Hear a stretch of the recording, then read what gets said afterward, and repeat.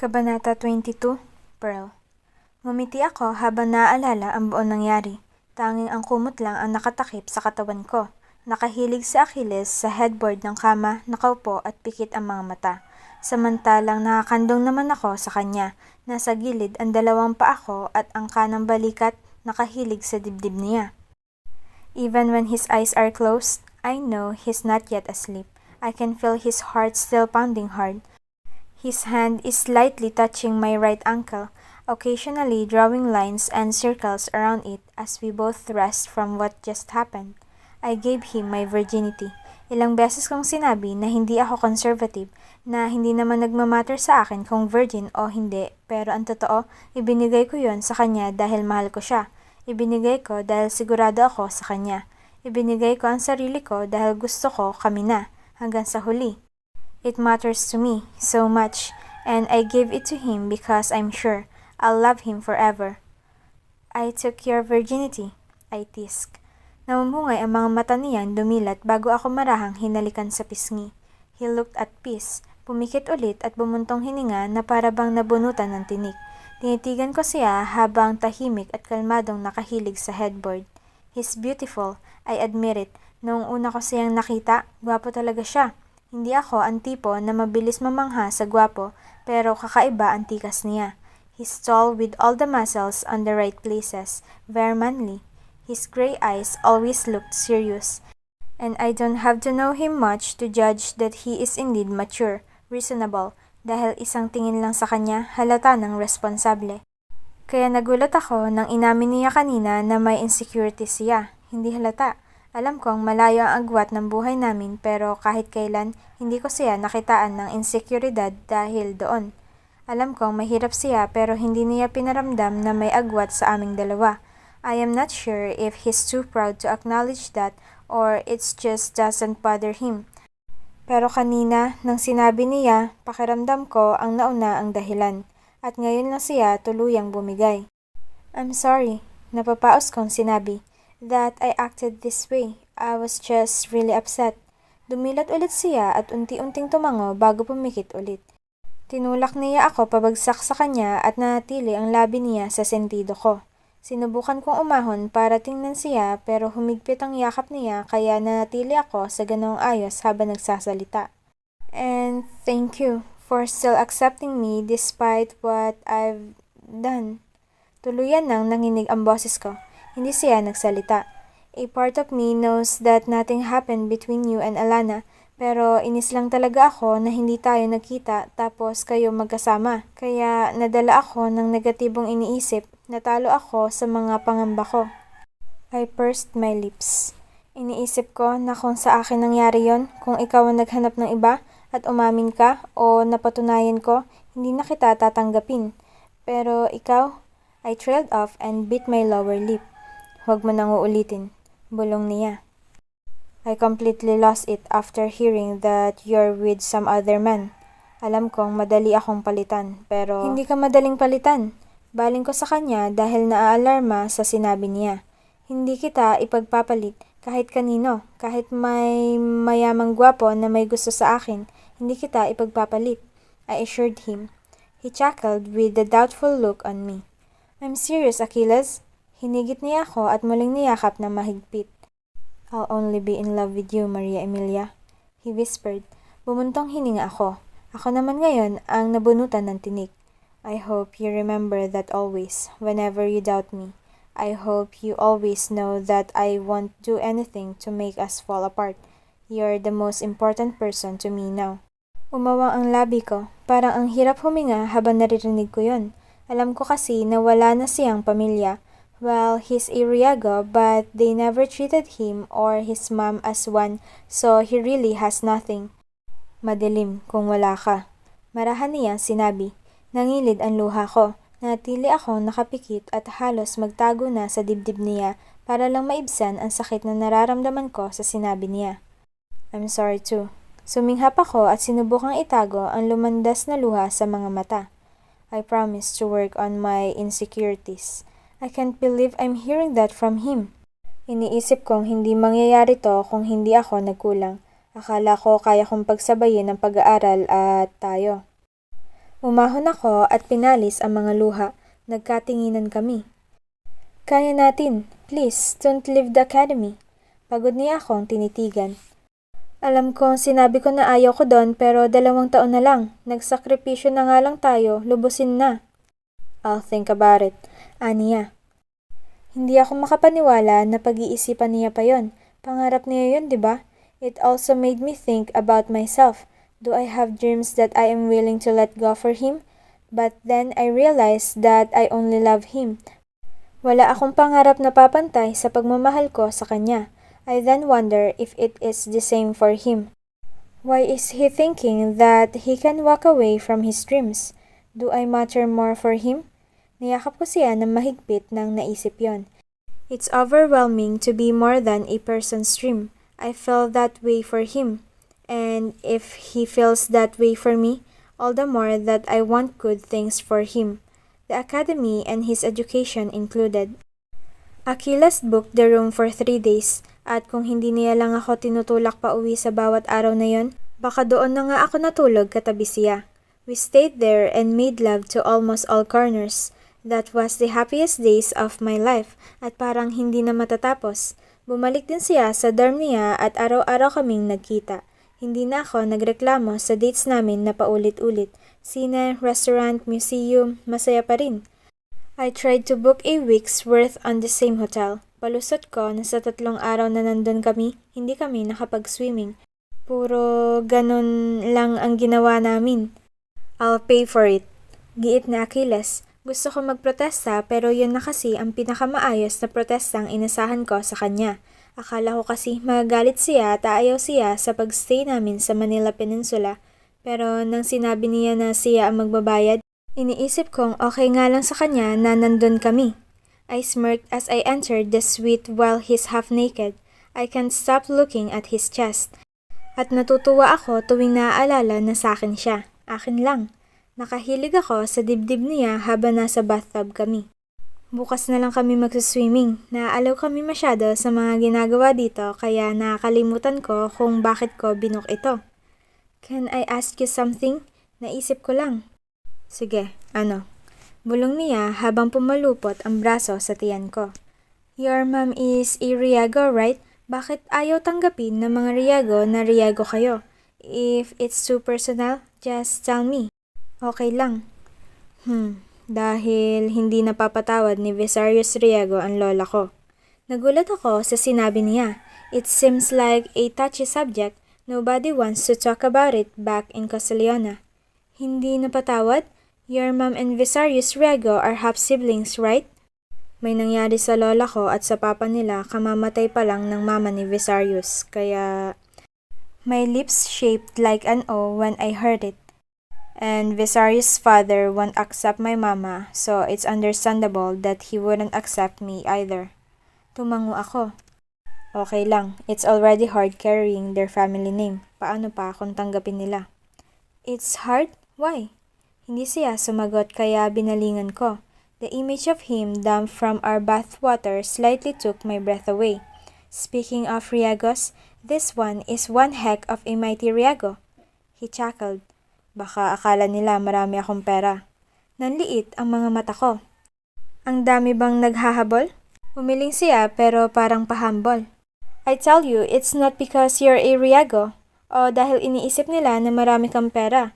Even when you're poor, you're very handsome, Achilles. Nagtaas siya ng kilay at ngumisi. Hinuli niya ako sa mga bula at niyakap. Talaga?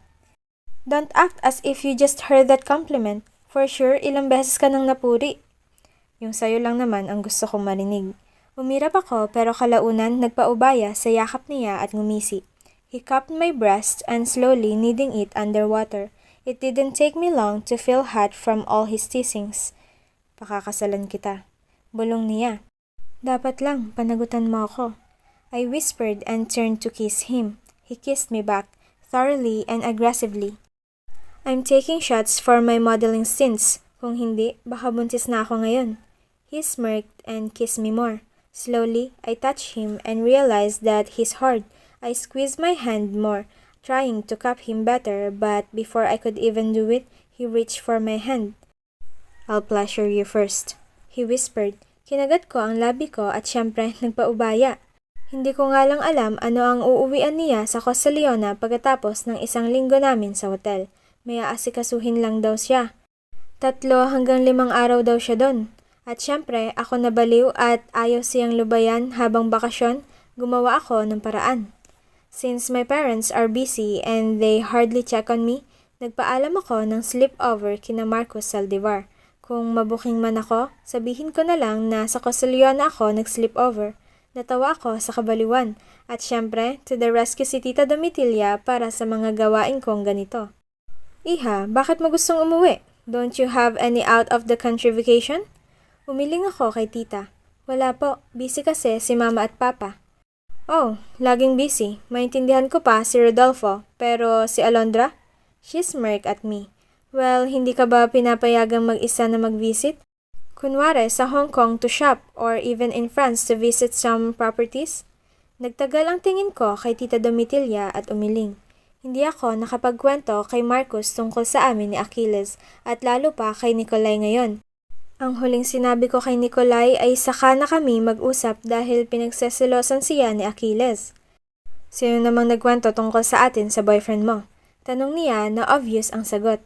Well, si Marcos. Pero syempre umamin na rin ako na magkasama tayo dahil ayoko magsinungaling kay Achilles.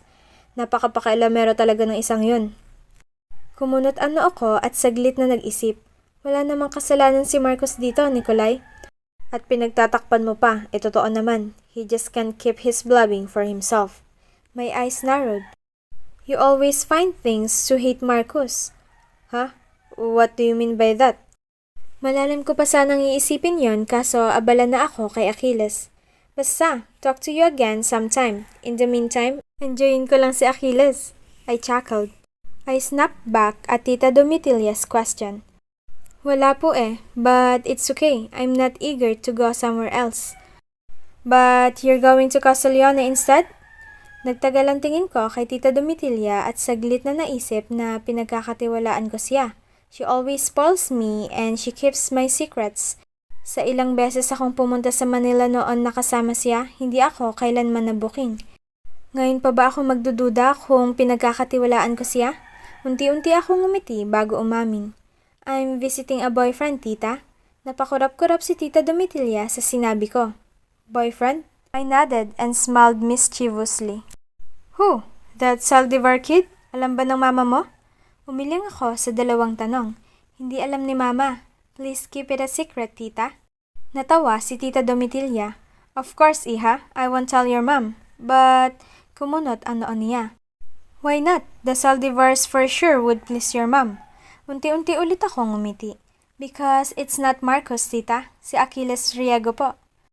Kitang-kita ko ang matinding gulat na nagtagal sa itsura ni Tita Domitilla. It almost looked like I told her a horror story.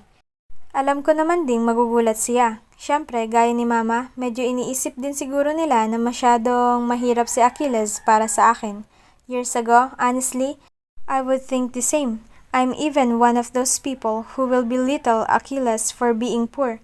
But right now, he's perfect for me. Hindi naman pala importante ang estado sa buhay.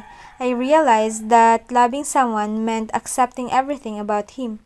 I don't even consider Achilles' status as his flaw, but the young Marem would.